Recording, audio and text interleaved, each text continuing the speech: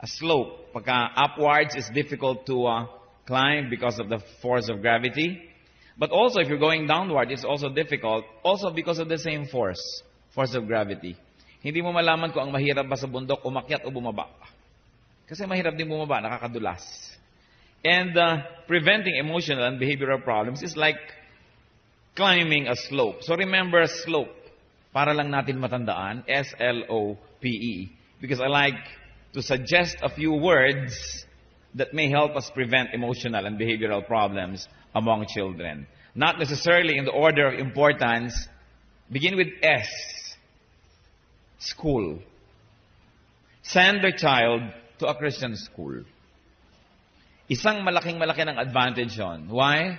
While you're busy at work, doing your other things and businesses, you can rest assured that your child is not only learning biology or chemistry or physics, but also the Word of God and how the Word of God applies to such knowledge. Because knowledge without good character becomes a weapon on reckless hands. Baliwala ang karunungan kung hindi nakasuko sa kapangyarihan at kaluwalhatian ng Diyos. Nagiging kasangkapan lang para tayo maging mayabang, maging palalo, at mapanira. Kaya nakakatuwa na ang mga bata ay meron tayong pwedeng pagdalhan na Christian school. Hindi lang sila tinuturuan ng basic physical knowledge or knowledge of the physical world, but also that of the spiritual realities.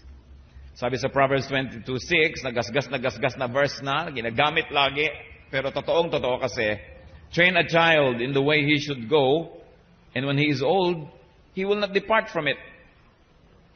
This is especially necessary if you do not have quantity time for your child. Yung mga quality time, pampalubag loob lang yan ng mga magulang. Ang kailangan ng mga bata, quantity time. Ngayon, pampalubag loob, quality time. Structured na structured, programa. Pero ang kailangan talaga, quantity time. At kung tayo po, we are not privileged to have that much time. Let's say, you belong to a family where both the father and the mother work outside of the house. Nakakatuwa na rin na isipin na habang hindi natin kasama yung anak natin nasa school, learning verses from the Bible, praying, kung may chapel time pa, may chapel time, and they do Bible studies, and they are introduced to the Lord Jesus Christ in a systematic and a consistent way. So mahalaga po sa ating slope, yung negotiating this kind of possible problems, school. And you should add Sunday school, or whatever your local church's version of it is. The child must be brought to the saving knowledge of the Lord Jesus Christ as early as possible. Dapat nating unahan si Satanas sa heart and mind of our children. Malaki pong debate sa mga communication experts kung ano bang mahalaga, yung mauna o mahuli na magsabi.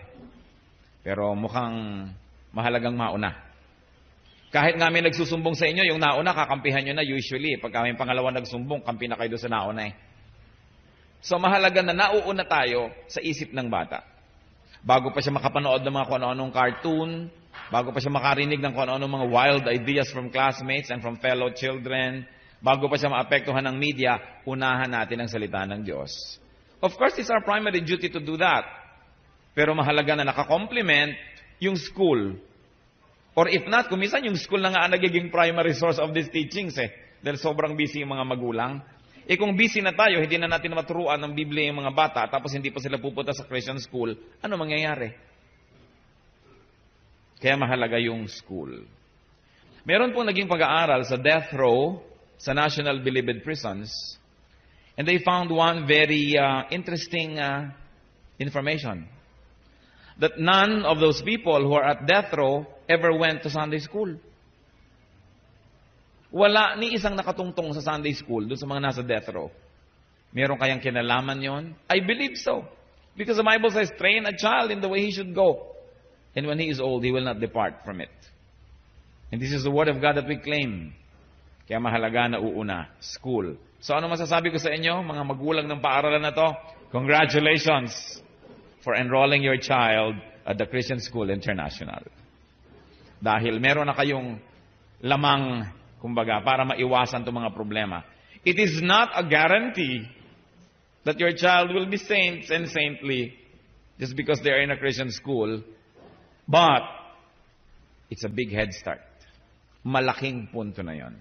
Hindi laging garantiya. Kung yung anak nyo nagpunta na sa Christian school, sabihin iba, nasa Christian school na nga yan, ganyan pa kung wala pa yan sa Christian school, ano pa mangyayari dyan? It could be worse. Kaya sabihin nyo, salamat talaga sa Christian school, kung hindi, baka talagang naging monstrous ang problema. So remember, what's our word to remember? Slope. So tapos na tayo sa S. L naman. How do you prevent emotional and behavioral problems? You need a lot of love. Love. Love the child. Most behavioral problems come from being unloved or underloved. Or, parents, listen to this. From feeling unloved. Loved, pero feel nila, hindi sila loved. Because love is not love until you express it. Until you give it away. Until you operationalize this high and lofty idea. Kailangan mahal at pinaparamdam yung pagmamahal na yon. Proverbs 10:12, hatred stirs up dissension, but love covers over all wrongs. Hindi naman clear yung Proverbs kung kaninong wrong yung natakpan, nung minamahal o nagmamahal, o pareho ba? Pero ang mahalaga, love covers wrongs. Kaya kung mahal na mahal nyo nga ang anak nyo, nagkakamali kayo, madali nilang napapatawad. Sabihin nila kasi, mahal naman ako niyan Nataon lang siguro, masama yung mood. Pero oras na akala ng bata hindi mo siya mahal, kahit ang liit-liit na bagay na nagawa mong mali, lumalaki. Kasi ang interpretation niya, kasi hindi niya ako mahal, kaya siya ganyan. It's important to love, and not only to love, but to express that love. 1 Peter 4:8. Above all, love each other deeply, because love covers over a multitude of sins. The same theme. Natatakpan ng pag-ibig ang maraming pagkakamali. At hindi po ba totoo yun? Pag mahal niyo yung nagkakamali, parang ang laki-laki ng capacity niyo to forgive. Pag anak niyo ang nakabasag ng pagkalaki-laking salamin, parang, awkward kasi ang anak ko lumalaki. Subukan niyo kung katulungan nakabasag. Kita niyo na ibig ko sabihin. Pag mahal niyo yung nakakagawa, may takip kasi mahal niyo Kaya mahalaga yung may pagmamahal at pagmamahal na ipinapahayag. Proverbs 15:17. Better a meal of vegetables where there is love than a fattened calf with hatred. Nung araw kasi hindi uso yung vegetable meal. Pang mahirap lang yun, pang maralita. Ngayon kasi, na yan signature vegetables. Healthful living. Uso. Pero nung araw, pag vegetable kinakain mo, ay maralita, mahirap. Kaya ngayon mahihirap, malalakas ang katawan Tama pala kinakain nila. No? Pero sabi dito, mabuti pa yung pagkain ng mahirap kaysa masarap na pagkain, pagkatapos nagbabangayan naman, nag-aaway yung mga tao doon sa hapagkainan. So mahalaga yung love, not only parental love for the children, but also parental love for each other. There's nothing more that can unsettle a child's sense of security than hearing or knowing about his parents quarreling. Kaya yung pagmamahal ng tatay sa nanay, nanay sa tatay, napakahalaga to create a very deep sense of security in the emotion of the person. So as we have said, love must be expressed. Buti nga ngayon, ang mga magulang mas madali na mag-express ng love. Ang mga tatay can say na to their children, I love you, na hindi kinikilabutan. Nung generation namin, when we were children, ang mga tatay para mga poon. No? Hindi yan nagsasabi ng I love you. Hindi yan hihimas-himas sa'yo. Mabuti nga ngayon, madali-dali nang gawin yan. There was a time when it was so difficult for our elders to be expressive. But even this generation can be more expressive. Love must be verbalized. There is power in the spoken word. Kung hindi kayo agree dito, isipin nyo, lahat ng tao na nakasakit ng inyong kalooban, very, very deeply, hindi naman siguro dahil sinuntok kayo o sinampal kayo o sinaksa kayo, dahil pinagsabihan kayo ng masakit na salita. The power of the spoken word in the negative sense. But on the positive side, there's also power of the verbalized, beautiful ideas like love. Sinasabi, hindi tayo nawawalan ng dignity when we say that. So we should learn and relearn to be expressive. So love must also be articulated. Maybe yung love is, ayan, present kayo dito, pinapakita nyo sa mga anak nyo na love nyo sila. Baka magkaroon ng -10 pag wala kayo ngayon dito. So, O kaya ay nahihiya naman yung anak nyo sa kanyang teacher, hindi kayo dumating, so kahit umabsent kayo siguro sa trabaho, o you rearrange your life to be here, that is articulated love. Kaya hindi pwede sabihin sa anak nyo, mahal na mahal kita anak, pero hindi ako pupunta doon sa affair ng mga parents. Bahala ka na sa teacher mo. Gagawa ka ng paraan to articulate that love, to operationalize it, to make it tangible. Siguro yun ay tinitirintas-tirintas mo yung buhok na yung anak, o ginagawa mo siya ng sandwich, a smile, a pat on the back, things like that. Love must be articulated. And love must be on the level, meaning love must be evenly distributed. What do we mean? Show no favoritism. Sinabi ko pong show kasi marami mga magulang ang magsasabing, actually, no matter how much I try, meron talaga akong little favorite eh. Kaya hindi ko na sinabing don't have favorites. Ang sinabi ko na, show no favoritism. Pigil-pigilin nyo naman yung tendency nyo na sobrang i-baby yung isa, tapos hindi pansinin yung iba. Kung sakasakaling mahigit sa isa ang inyong anak. Don't show any favoritism based on age. Kasi itong una o ito huli. Paano yung mga gitna? Kaya pinakamaraming complex daw yung mga nasa gitna eh. O kaya, don't show favoritism based on gender. O lahat ng lalaki, sige, mag-basketball, maglaro ng maglaro. Yung mga babae, laban ang mga medyas itong mga lalaking ito. Magluto, maglaba, no? Don't show any favoritism based on skill or personality. So much resentment resides in a jealous heart. At sa dinami-rami po ng na-counsel ang inyong lingkod, karamihan yung may mga deep-seated anger sa kanilang kabataan, galit sa magulang dahil may paborito. Pero hindi naman ma-express. O kaya galit sa kapatid na paborito. Kaya usually pag namatay ng mga magulang, lumalabas yung mga ganyang quarrels. Ikaw na nga lagi na nang binibigyan ng nanay natin ng tiyan ng bangus. Ako puro likod na lang. Tapos ngayon ikaw na naman ang merong mana ng lupa. Ako hamburger. So makikita natin na nakatanim sa isip ng mga bata. Show no favoritism. Of course, it's always better not to have. But it's your personal business to have or not to have. I'm just asking you, if ever, don't show it. And love must be open to reciprocation. Allow the child to love you back. You don't have to be supermen and superwomen as parents. You may allow them to help you. You may show them a weak part of you. So be available to love and be loved. And be open to love and be loved. That love is shared. Hindi parang benefactor, beneficiary relationship. But it goes in a circle that you love and you're willing also to accept that kind of love. So let's go to letter O. Another way that we can prevent emotional and behavioral problems. Another system, openness. Nourish the child in a climate of godly openness. The child must be allowed and encouraged to express himself. There was a time when parents were always very happy pag nagsasalita na yung anak nila. Uy, nagsasalita na dyan, sabi mo, mama, papa. Tapos pag marunong na talaga magsalita, huwag kang sasagot. Huwag kang magsasalita. No? So, puro suppression. Puro suppression.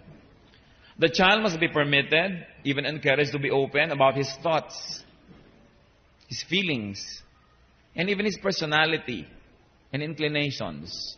Na ang bahay dapat hindi hukuman. A house should not be a courtroom where everybody is judged by the book, but a house is a refuge. A home is a place where you're accepted no matter what. But then you begin from there, and you begin to work together to improve on things that are not truly acceptable.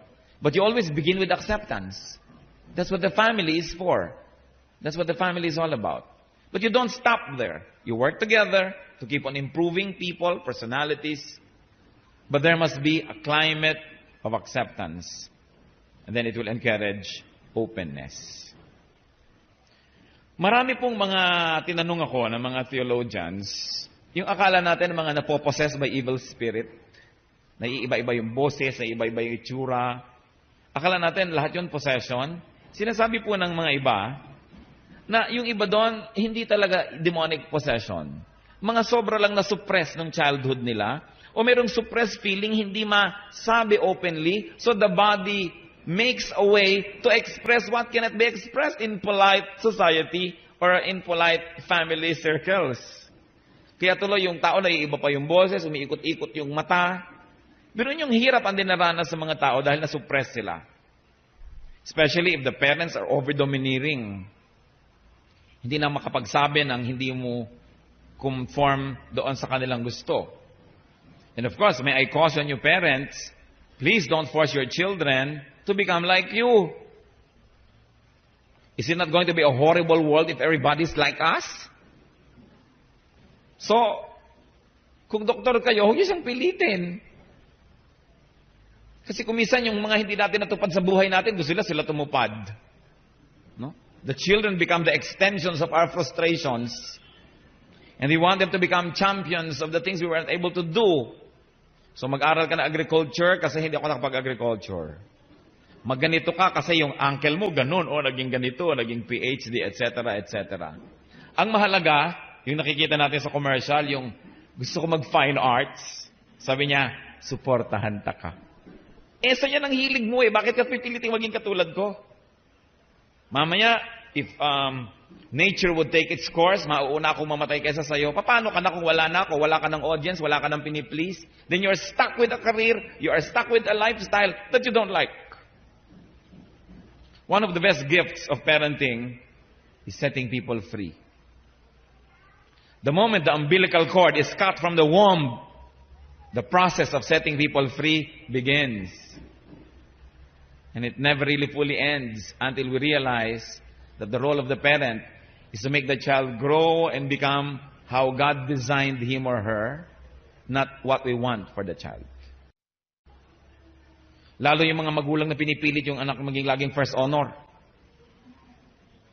Talagang kutak-kutak na blackmail, pananakot, no, harassment, para maging honor. Kasi pala nanay gusto niya, tuwing graduation, siya ang akyat ng akyat sa entablado. You know, sometimes it becomes a cruel contest among mothers and fathers. And the children become hopeless pawns in our cruel chess games.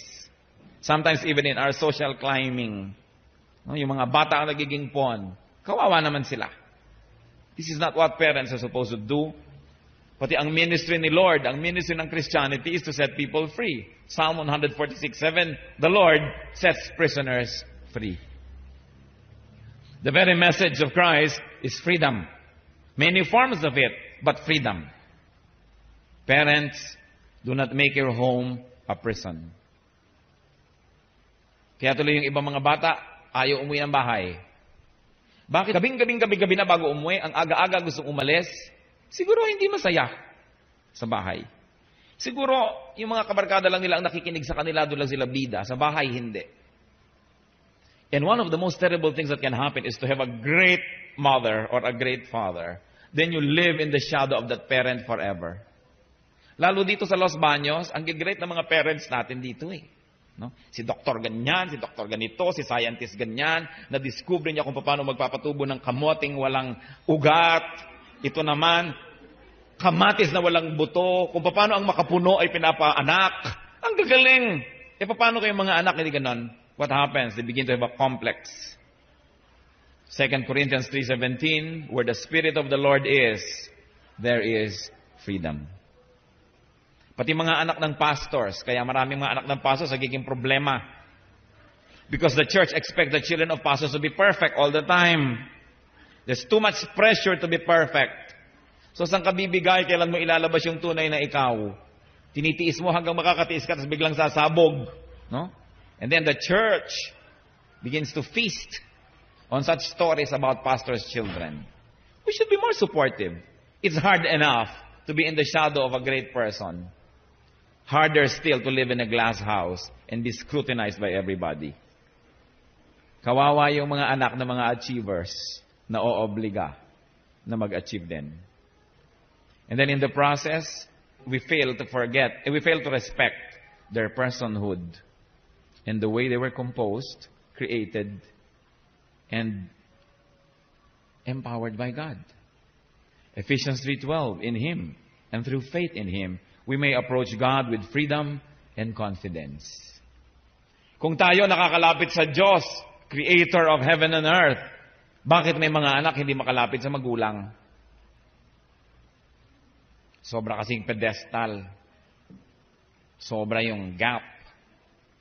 And there's a lot of censure and a lot of rejection if they don't fall into our mold. It's important to set children free. Not free to be just become anything, but free to be what God has designed them to be. So let's accept that not all our children will be scientists. Not all will be artists. Not everybody will be first honor. Not all the mothers will have to keep on going back to the stage every time there's recognition time. Because our children are all different from each other. They're all unique. And it is their uniqueness that makes the world interesting. And it is their uniqueness that makes them interesting. Our role, our duties as parents, is to let that uniqueness come out and blossom and contribute to our nation, contribute to the church, contribute to humanity. You can always be a third-class engineer, but maybe you could be a first-class painter. You can be a third-class accountant, but maybe you can be a first-class whatever. Meron tayong kani-kanyang giftedness. Dapat igalang. And then, of course, a slope, letter P. You guessed it, prayer. Pray for your child. And more than that, pray with your child. Marami namang magulang, pinapanalangin lagi yung anak, kaya lang hindi naman sila nananalangin magkasama. It's important to pray with your child.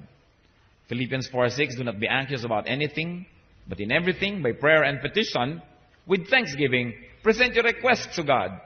So, of course, this is another context, no? These verses. But this can be stretched to apply to what we're trying to say. That you can gather your children, or your child and your spouse, and you present your requests to God together. It's different when children hear you praying. Especially when they hear you praying for them. I know one person who says that one of the most strongest influences in his life was the verbalized prayers of his mother that he heard. Colossians 4:2, devote yourselves to prayer, being watchful and thankful. Kaya mahalaga sa pamilya, meron kayong time to pray together. Ideally, every day. If you cannot be ideal, at least you can still be good. At least once a week. Or as often as possible. But there must be prayer together. So what do you pray for? Pray for errors in parenting already committed.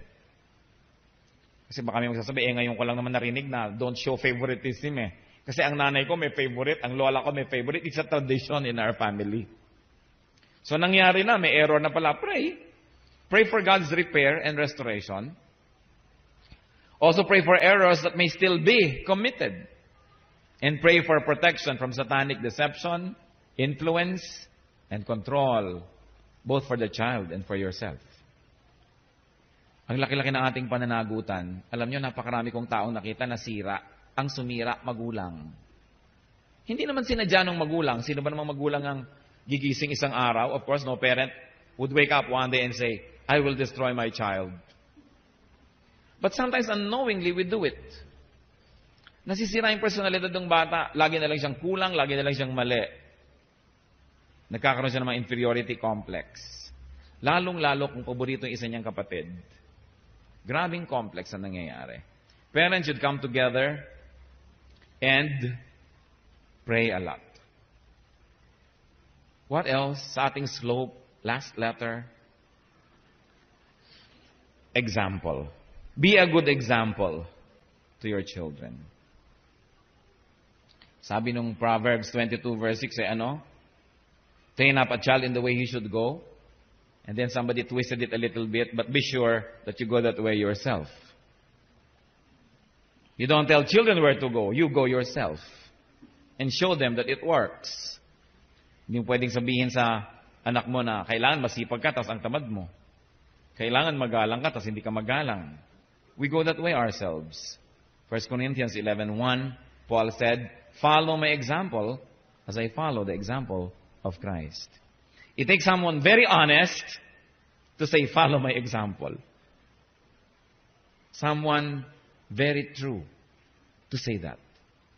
1 Timothy 4:12, sabi ni Paul kay Timothy as a leader, don't let anyone look down on you because you are young, but set an example for the believers in speech, in life, in love, in faith, and in purity. And if our spiritual fathers are mandated to set good examples, our biological mothers and fathers are all the more mandated to do that because we stay with our children. Kaya nga si Jose Rizal, nung sumulat siya sa mga women of Malolos, because the women were forbidden by the Spanish authorities to learn Spanish. But the women wanted to learn so that they could teach their children and they will stop becoming slaves. When the parish priest of Malolos did not permit these women, they petitioned the Governor General. They wrote the Governor General and they got what they wanted. So Jose Rizal wrote them a letter to the women of Malolos. And he said, it is highly commendable that you are doing this. Because mothers that have slave mentality will only rear children that will become slaves also. Kasi by example, we give gifts to our children. We give them gifts of good schooling, gifts of clothes, of toys, of gadgetry, electronics, whatever. But don't forget to give one of the greatest gifts, the gift of a good example. The youth need the gift of a good example because the youth is already disillusioned because there seems to be no connection between lofty and noble ideals and reality. Parang hindi na totoo yung kabutihan tapos hindi mo naman nakikita sa totoong buhay yung honesty, yung goodness. Parang crime pays. Parang shortcuts will give you what you want. Don't follow the rules and you will be ahead. Parang yan ang nakikita ngayon ng lahat ng tao. Be corrupt and you will be rich. That's why we need to give the children the gift of a good example. For them to see, to know, and to prove to themselves that the ideals of the Bible, that the ideals of godliness are doable and that they are in fact effective. Kailangan nakikita nilang totoo. Na kahit hindi tayo dumami yung pera, hindi tayo gagawa ng masama. They've got to see it at work. Because there's very little of that you can see around. Yung mga bata tuloy, ayaw na nila maniwala sa mga quotations, sa mga verses, sa mga philosophy. Sabi nila, pang libro lang yan. Hindi yan pang totoong buhay. That's why we got to give them the gift of a good example. Be an example to your children in love and in loving, in openness, in prayerfulness, in good behavior, and especially be a good example to your children in forgiveness, in forgiving others. Kailangan makita ng mga anak nyo sa inyo na marunong kayo magpatawad. Dahil hindi natin alam na may mga pagkukulang tayo sa kanila, mga sama sila ng loob at galit din sa atin, kailangan din natin mapatawad tayo. Don't burn the bridge over which you two discuss. The bridge of forgiveness. If we allow the children to see us forgiving people around us, they will learn to forgive. And again, this is one of the finest gifts that you can give to them, to teach them how to forgive. You know why? Because there is so much to forgive in one life. So many people wrong us intentionally or unintentionally. And if you are not equipped to forgive, if you don't know how to forgive, you will be living a terrible, miserable, bitter life. There are many cases where the only way out is forgiveness. Because people don't want to be corrected. They don't want to be rectified. They don't want to backtrack. They don't want to be reformed. They don't want to be restored. So what do you do with such people? If you cannot forgive them, what will you do? You will forever be angry.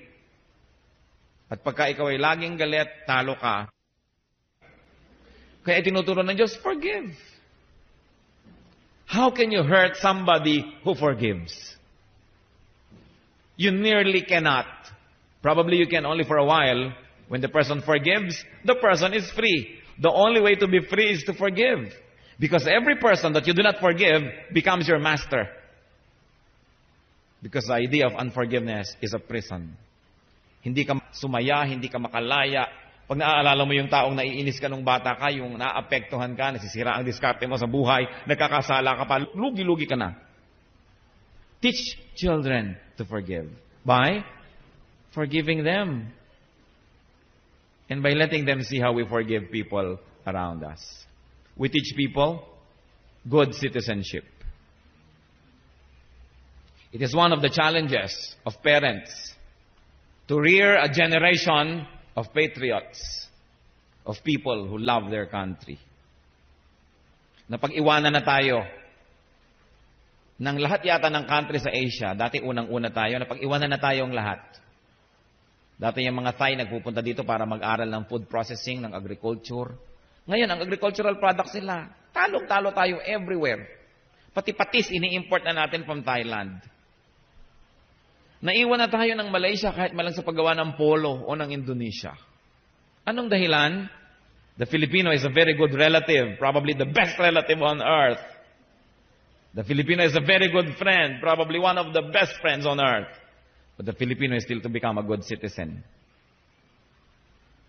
Yung love for country, love for the community. Hindi yung basta masaya kami ng asawa ko, ng nanay ko, lola ko, to hell with everybody. Kailangan natin silang turuan nun kasi kawawa naman ang ating bayan na lampas-lampasan na ng lahat. Ang tatalino naman ng mga Pilipino. Person to person, we can stand up to anybody on earth. Pero bakit country to country, kulelat tayo? Malapit na tayong malampasan ng Marlboro country. Wala na yatang country hindi makakalampas dito. Dahil kulang ng pag-ibig sa bayan ang mga kabataan. Paano kababata pa lang, kakausapin na natin foreign language agad. Ipinagmamalaki, I need a tutor in Filipino. No? Anong uri ng mga citizen ang pinapalaki natin? Walang pag-ibig sa bayan. Kanino niya iaalay ang kanyang karunungan, ang kanyang galing sa bayan ng may bayan, sa ibang bayan? Ang number one ambisyon, takasan ng bayan niya. Ano na tayo? Good citizenship. Kailangan niyo ipakita ang pag-ibig niyo sa bayan, sa inyong mga anak. And of course, we teach them good professionalism, civility, behavior, conduct. Yan ang kulang ngayon ay yung good manners and right conduct. Buti pa nung araw, umabot pa ako dyan. Sino sa inyong umabot sa GMRC? O amin na. O marami naman pala tayong mga ka-carbon dates. Mga kagandahang asal. Aanuhin mo ang karunungan kung magaspang ang ugali. Kailangan character before knowledge. Knowledge is important, but it becomes a poison when you have no character. Mahalaga. Raising children is like negotiating a slope. Huwag naman kayo masyadong serious sa slope. Pinadali lang natin para matandaan. So when you remember this day, you think of slope. Be diligent, be strong, and be careful. Remember, you can only pass this way once. The impressions we make on our children will have a great bearing on what they can be or what they cannot be. Nawa tulungan tayo ng Panginoon na maging mga mabuting magulang.